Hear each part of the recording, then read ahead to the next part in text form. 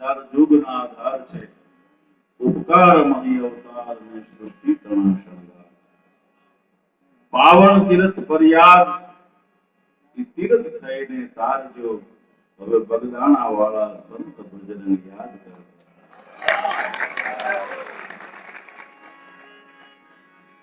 આ મહાભૂમિ આ તપોભૂમિ આ ભૂમિની ઉર્જા અમે તો આખું વિશ્વ ફર્યા છે પણ મને બતાવો કોઈ કે આવી ઉર્જા ક્યાંય હોય કોઈનો અનુભવ હોય તો મને કે આ જગ્યાએ મેં આવું સાત્વિક વાતાવરણ જોયું છે કોઈ પણ માણસ મને આવું અદ્ભુત આ ભૂમિને વંદન કરીને આ ગામ બગદાણાની ધરતીને આ ધૂળને વંદન કરીને બગદેશ્વર મહાદેવને હનુમાનજી મહારાજને પ્રણામ કરી આશ્રમના આ સુંદર વ્યવસ્થા કરનાર વહીવટી તંત્ર એ વિરાજમાન છે મંચસ્થ મહાનુભાવોને હું સીતારામ કહું છું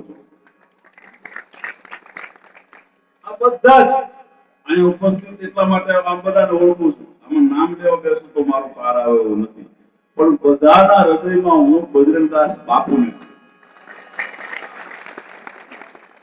રામચરિત માનસમાં એક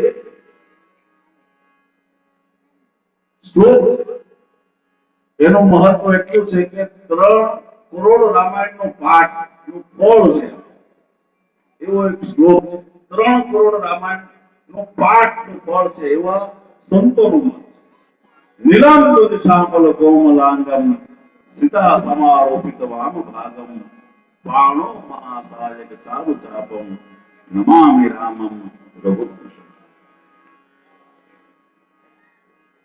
તમે અયોધ્યા જાઓ ન જાઓ મને ખબર નહીં પણ હું હમણાં છંદ ગાયો પ્રશાસનને કહી અને મારા માટે વ્યવસ્થા કરી ભગવાન રામને છંદ મળાવ્યો અયોધ્યા એને કહેવાય કે જ્યાં શિવનું મહત્વ અયોધ્યા એને કહેવાય કે જ્યાં શંકરનું મહત્વ અયોધ્યા એને કહેવાય કે જ્યાં સરયો જેવી નદીનું મહત્વ અયોધ્યા એને કહેવાય કે હનુમાનજી મહારાજનું મહત્વ અયોધ્યા એને કહેવાય કે જ્યાં ભૂખ્યાને ભોજન મળતું અને પાંચમું અયોધ્યા એને કહેવાય કે જ્યાં સતત રામ નામની ગર્જના થતી આને અયોધ્યા કહેવાય એવું ભારતમાં ક્યાંય બીજી અયોધ્યા છે ખરી મારી દ્રષ્ટિમાં મારું શ્રદ્ધા જગત એમ કહે છે હું ચાલું છું અને હું મારી જવાબદારી સાથે બોલું છું કે મારી દ્રષ્ટિમાં સૌરાષ્ટ્રની અયોધ્યા હોય તો એ બગદાણા એટલા માટે કે અહીંયા શંકરનું મહત્વ છે જે રામ આરે સંલગ્ન છે 78 રામાવતાર જે બગદાણા ઋષિ છે 78 રામાવતાર જેની દ્રષ્ટિએ નિહાળ્યા છે એની સ્થાપના કરી છે ભગવાન મહાદેવ ભગવાન શંકર જાગલાની દાન બાંદરા સંયમ જગત પુરંદર પ્રભુ નીલ પંકજ પ્રપંચ કાલિમા પ્રભાવ લંબી કંટકન દલી રુચિ પ્રબંધ કાંદર જટાટ વેગ લજ્જતે પ્રભા અપાવિત સ્થલે ગલે વલંડ લંબિદા પુજર કતોંગ માલિકમ દવટ્ટવટ્ટવમ નિનાટ્ટમર્વયમ ચકાર ચંડ તાંડવમ તનોતના શિવાસુલમ જટાકટા સંભ્રમ બ્રહ્મણ નિર્જરી વિલોલ વીચી વલ્લરી વિરાજમાન ભગવાન શંકરનું આયા મહત્વ છે બીજું જે નદીમાં ત્રિવેણી સંગમ થતો હોય એનું મહત્વ પ્રયાગ જે નદીમાં ત્રિવેણી સંગમ થતો અહીંયા ત્રિવેણી સંગમ થાય છે બે નદીઓ ભેળી થાય છે એક શંકરના બાણ નીચેથી નદી નીકળે એટલે અહીંયા ત્રિવેણી સંગમ છે ત્રીજું આયા હનુમાનજી મહારાજનું બાપાઈએ સાનિધ્ય છે એવું છે આ માર્કંડભાઈના ઘરની આજુબાજુમાં હનુમાનજી મહારાજ બોલ્યા. એટલે હનુમાન ગઢીના હનુમાનનું જે મહત્વ છે ને એવું આનું મહત્વ. અને ચોથું, જ્યાં રોટલો દેવાતો હોય કોઈ ગુટું સોય નહીં, ઈ રામની યોજના કહેવાય. કોઈ જીવ જનાવર મને કયો તો ખરો કે બગડાડાના સીમાડામાં આવે ને ભૂખ્યો રહે તો બાપુ આ ધરતી રાહત. અને વિશ્વની માલિકા આપા, વિશ્વની માલિકા મને એવું ગામ તો બતાવો આખા વિશ્વમાં કે એક જ નાના એવા ખોબા જેવડા ગામમાં એટલું માણસ જીવ્યું. આખા ગ્રીનિસ બુકમાં નોંધ કરવી પડે એવો આ વાત છે. આખા તો વિચાર કરો, આખા એટલા એવા ગામમાં એટલું માણસ જ્યાં જીવ્યું એવો એક પણ દાખલો નથી. એટલે જ્યાં સતત ભોજન મળે, માણસને શાંતા મળે, એને અયોધ્યા કહેવાય. અને પાંચમું, સતત રામ નામ ત્યાં ગર્જના. હું ગર્જના શબ્દ એટલા માટે વાપરું છું, ભગવાન વાલ્મીકી આ શબ્દ વાપરે છે. રામ નામ ગર્જના થાય. ગર્જના શબ્દ છે. કઈ રીતે? અહીંયા પાઠ તો કદાચ પાઠ બહુ સારી વાત છે. હમણાં હું આવ્યો પાઠ સતત થાય છે. સુંદરકાંડ બોલે, રામચરિત માનસ બોલે, પણ એનો ટાઈમ હોય કે 12 વાગે પૂરું થઈ જાય, બરાબર? પણ રાતે 4 વાગે આવે આપા સીતારામ સતત ત્યાં ગર્જના ચાલુ રહે છે. એ અયોધ્યા છે. એટલે મારા માટે આ અયોધ્યા એ ગુરુ આશ્રમ બગદાણા. આ અયોધ્યા છે. આમાં કાંઈ જરાય ભેદ. અને તમારે ગમે એને રામભદ્રા કરીને આ કહેવાની છૂટ છે, બરોબર? મેં તો કેટલાય સંતો આ વાત ચર્ચા કરી છે. અયોધ્યા આને કહેવાય. બીજું એક મહત્વની વાત તમને કહી દઉં કે આયા રોટલાનું મહત્વ. હવે સાધુ હું કામ રોટલા ખવડાવે? આનું કારણ શું? જેને વિરજા હોમ કરી દીધો, જેને પોતાનું પિંડદાન આપી દીધું, એને માણસને હારે કઈ લેવા દેવા નથી, એ લોકોને ખવડાવે શું કામ? આનું શું કારણ? એવું તમે માનો છો કે આપણે ખાઈને પરમ મોક્ષ મળી જાય? એવું તો કોઈ કારણ નથી. ખવડાવે તો શું કામ? હવે સાંભળો, સાધુ કામ જમાડે. સતયુગની માલપા હાડકામાં પ્રાણ. પ્રાણ ક્યાં હતો? હાડકામાં પ્રાણ રહેતો હતો સતયુગમાં. એટલે હિરણ્યકશિપુ જ્યારે તપ કરવામાં બેઠો ત્યારે એમ કહે છે કીડીઓની હારમાળા થઈ ગઈ. હાડકા લઈ લે, રાખડો ચડી ગયો અને કીડીઓની હારમાળા. ત્યારે બ્રહ્માજીને એમ છે બ્રહ્માના હૈયાની માલપા મોતના તોરા છટવા માર હિરણ્યકશિપુ, નકર મારો કાળ દુખાય. કે મારે તમારે મને આપવું હોય તો બીજું તો કઈ નહીં, પણ હિરણ્યકશિપુએ માગ્યું. હિરણ્યકશિપુએ માગ્યું. હમણાં તું મારી વાત પૂરી કરજો. બહુ જાડો ટાઈમ નથી, મહત્વ મુદ્દા આપે મારી વાત. કારણ કે એમાં એવું છે, આ સંગીત વિનાનો પ્રોગ્રામ આવ્યો પહેલો દાખલો. અને આ સંગીત સાંભળતો નથી. બોલો, આ કાયમ આમ કરવું જોઈએ. ખોટા ખોટા પૈસા લઈને લોકો પાસે આમાં કઈ જરૂર તો છે રમવા? આમાં કઈ જરૂર છે? આમાં કઈ જરૂર પડતી નથી. અને સાહેબ અહીંયા કોણ મેરાણ ગઢવેલ, કોણ દુખી છે? અહીંયા વાતાવરણ જામી ગયું. આયા બાપુ દુનિયામાં ગમે ગાંડો બોલો તો મોકો હોય વાંધાલ ભસ્મ પંખ થઈ ગઈ. હે મૂંગો બોલતો થઈ જાય અને આ ધરાને પૂજવા માટે પાંગળો ડોંગરા થઈ જાય. ઈ આ ગુરુ આશ્રમ છે. આ અમારા હજારો આ કેટલા વર્ષના અનુભવ, હજારો તો ન પણ હજારો હશે ને આપણે હારે જ હોય. હું એવું માનું છું કે આપણે છે ને અહીંયા આમાં ઓન ખાધું ને એ પાછા માણસ છે. તમે ચિંતા કરતા હું બોલું છું મારા શ્રદ્ધાથી બોલું છું. અહીંયા ટિકિટ અહીંયા માણા મળે ને પાછા માણસ ખાવા, કારણ કે એની અંદડાની ઔષધિ છે મોટી. આ ઔષધિ છે. બરોબર. અને આ થાળીમાં ગીતામાં ભગવાને કીધું છે કે તમારી થાળીમાં અન્ન નથી પીરસાતો, બ્રહ્મ પીરસાય. અહીંયા બ્રહ્મ પીરસાય છે બાપુ. ગુરુ આશ્રમ પોતાના હજારો વર્ષથી ખવડાવે. એક દાખલો તો મને બતાવો. ઓલું ફૂડ પોઈઝન થયું હોય એક દાખલો તો તમારા દવાખાના તમને ખબર હશે.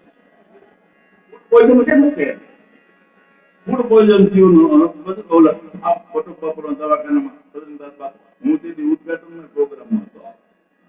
ત્યાં લઈ ગયા એવું સાંભળ્યું કરે. આયા નગર કેટલા માણસને ખવડાવે. 150 પેશન્ટ ફૂડ પોઈઝન થઈ જાય, 5-5 લાખ ખાધું છે. આઈસ બેન એની અંદડામાં ઔષધિ છે મોટી. બાપુ આ કેમ હાલે છે તો મારો ભગવાન જાણે. આ કેમ હાલે? એ ભાઈ આવું વિશ્વમાં ક્યાંય નથી. અમે દુનિયા ફેરીને પછી આ વાતો કરી. ગાંડા થોડા થઈ ગયા છે. અમારો માણસ સારવાનો ધંધો. આ માણસનામાં જોઈએ ને તો આમાં અમને પણ ખબર પડી જાય અમને કે આમાં આમ જ છે. અને અમે નરેન્દ્રભાઈ ની સભાઓ કેટલી સંબોધી છે. એનો વિરોધ આવે સવારમાં, અમારો નો આવે. અમે ગાંડા થોડા થઈ ગયા. પણ કહેવાનો મતલબ એટલો પણ અમે કોઈ બી એવું વાત કરવા જાય તો હું કારણ તરીકે જ બોલું કે અમારે આને કઈ લેવા દેવા નથી. લોક સાહિત્ય તો હકીકત મારું જે કર્મ છે એ મારે કરવાનું છે ને. મારે લોકોને શું કામ છે? આપણે ક્યાં ઉભું રહ્યું ટિકિટ અને ઉભું રહ્યું તો આપણને મતે કોણ સારા નથી. કે સતયુગની માલપા હાડકામાં પ્રાણ હતો. એટલે હિરણ્યકશિપુની હાડકીઓને હાડકીઓને હારમાળા વહેતી. બીજો આવ્યો દ્વાપર. દ્વાપરમાં માંસમાં પ્રાણ. એટલે શિબી રાજા હોલાએ માંસ માંગ્યું. હોલા બરાબર માંસ આપો. માંસ કાપીને શિબી રાજા આપ્યો ને નાખ્યું ને ત્રાજવામાં. ત્રીજો આવ્યો દ્વાપર. ત્રેતામાં માંસમાં પ્રાણ હતો. બીજો આવ્યો દ્વાપર. દ્વાપરમાં લોહીમાં પ્રાણ હતો. એટલે દ્રૌપદીજી કીધું કે દુશાસનના ઊના લોહીથી મેં હું જ્યાં સુધી મેથો નથી પૂર્યો ત્યાં સુધી મને શાંતિ નથી. લોહીમાં પ્રાણ છે. લોહી નીકળે તો મળ્યા. કળિયુગની માલિકા પ્રાણ રહે છે ક્યાં? કળિયુગની માલિકા અન્નમાં પ્રાણ છે. અન્નમાં પ્રાણ. ખાવાનું મૂકી દે તો પછી લાકડાની વ્યવસ્થા હોય. ખાવાનું મૂકી દીધું મૂકી દીધું બસ તૈયારી કરો. કારણ કે અન્નમાં તો પ્રાણ છે. કળિયુગની માલિકા બલદેવદાસ બાપુ અહીંયા રોટલો નથી પીરસતો. સાધુ રોટલા નથી પીરસતા. એનો પ્રાણ એટલે જગતનો બાપ. જગતના બાપુ એટલે જ બરાબર ને. એટલે મારે કહેવું છે મંજી દાદાને યાદ કરો. જ્યારે જ્યારે મને મળ્યા ત્યારે મને કીધું મેં ઓલું ભજન ગાજે. અને આ મુખડો બધાને ગમે છે બહુ સંતો કે જે મારે ન જાવું હોય હે મારો હરિના ભજન માટે હે મારે ન જાવું. સાહેબ આ વહીવટી ગણને કહું કે સાહેબ અહીંયા બીજું કઈ કરવાની જરૂર નથી. ચિંતા થાય ત્યારે એક રામની માળા કરી લીધી, વ્યવસ્થા ઓટોમેટિક. કોણ અને વિચાર તો કરો. આ સ્વરૂપ હું ખરેખર પૂછતો મને કે ભાઈ આમાં કઈ ખબર પડતી આમ કોણ હાકે ને એવી રીતે મેં કીધું આ હાલે કેવી રીતે આપણે આમાં કઈ ગણિત કરીએ તો આપણો બાપનો પાક નથી ગયો. આમાં કઈ હાલે એવું નથી. આ તો બજરંગદાસ બાપા મંજી દાદા એમ કહેતા કે બજરંગદાસ બાપાને કોઈની ઉપમા આપો તો તમને ભાગ લાગે. એની ઉપમા જ નથી. મનના મંદિરિયામાં દીવો કરી દેજો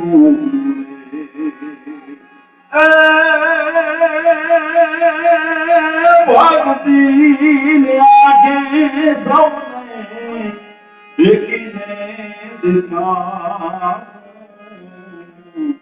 હરિના ભજન માટે હિમાલય ન જાઉં. એટલે આપણે હિમાલય જવાનું જરૂર નથી, અયોધ્યા જવાનું જરૂર નથી, આણંદ જવાનું જરૂર. હિમાલય ન જાવું હેડો જમા આપણું આ હિમાલય, આપણું આ તીરથ. અને જે ધરતીમાં જન્મ હોય ત્યાં જ તમારું તીરથ છે. આપણા જ આપણને મદદ કરે, બીજા મદદ ન કરે. અમરનાથની યાત્રા કરવા માટે માણસો ગયા હલવાણ, પછી માનતા બંધાણાની કરી. આ હકીકત હલવાય તો શું કરે? આપણી ભાષામાં જેનો આપણને મદદ ન કરે. મદદ તો આપણા ઈ છે, બીજા આપણને કોણ? એટલે બાપુ આ આપણો જાગતો દેવ છે, આ આપણી શ્રદ્ધા છે, આ આપણી સંપદા, આ આપણું કિરણ છે, આ આપણી પેઢીઓનો તર્પણ છે. બજરંગદાસ બાપાની જગ્યા એ આપણી પેઢીઓનું તર્પણ છે. અને સાહેબ સમય સમયે માણસ મળ્યા તમે જુઓ છો. આ બજરંગદાસ બાપુ અહીંયા આવે અને એક બ્રાહ્મણનો દીકરો આંકડો મારે 25 વર્ષ સુધી બાપાના મહેમાન મોટા ભાઈ નાચવે.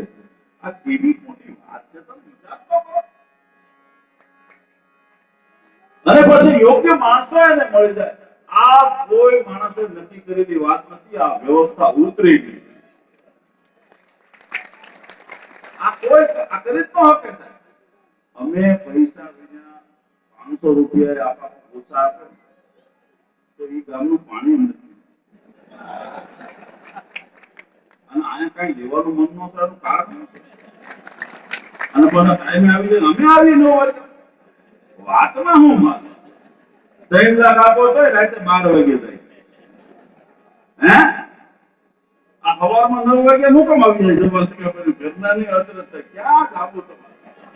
આ તો રાતે 9 વાગે માણસો મેં કોઈ સાહેબ કુદરતી છે. આ કોણ અહીંયામાં બેહી જાય છે? ભગત બાપુ કીધું કોણ આ કાનમાં બેહી જાય છે? આમાં કઈ ખબર પણ એને આશરે રહેવું બસ, બીજું કાંઈ નહીં. બાપાને આશરે રહ્યો અને લહેર કરો. 50 વર્ષ પૂરા થાય એનો બહુ મોટો ઉત્સવ છે. એ ઉત્સવમાં આપણે સંમિલિત થાય. પણ એક નાનો પ્રસંગ મારી વાત કરતો.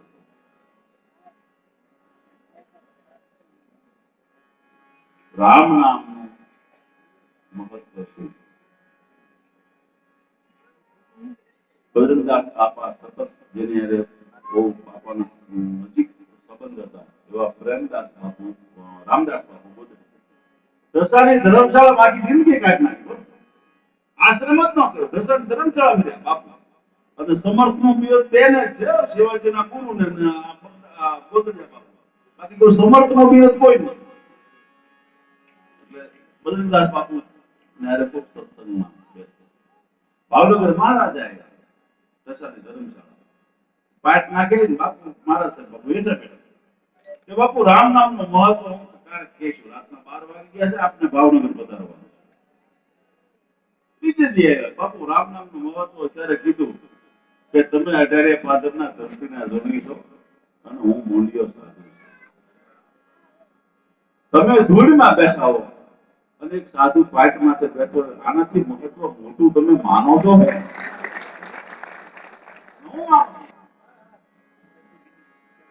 પણ આપા 3 વખત ઈશ્વર બોલતા દાંત કાઢે.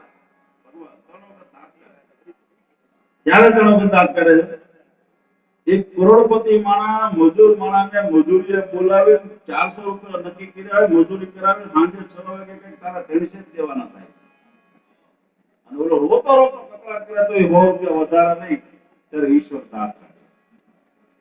તમારો બેટો જોતો કેવો છે? એને વિચિત્રતાના હતા. 100 વર્ષનો બાબો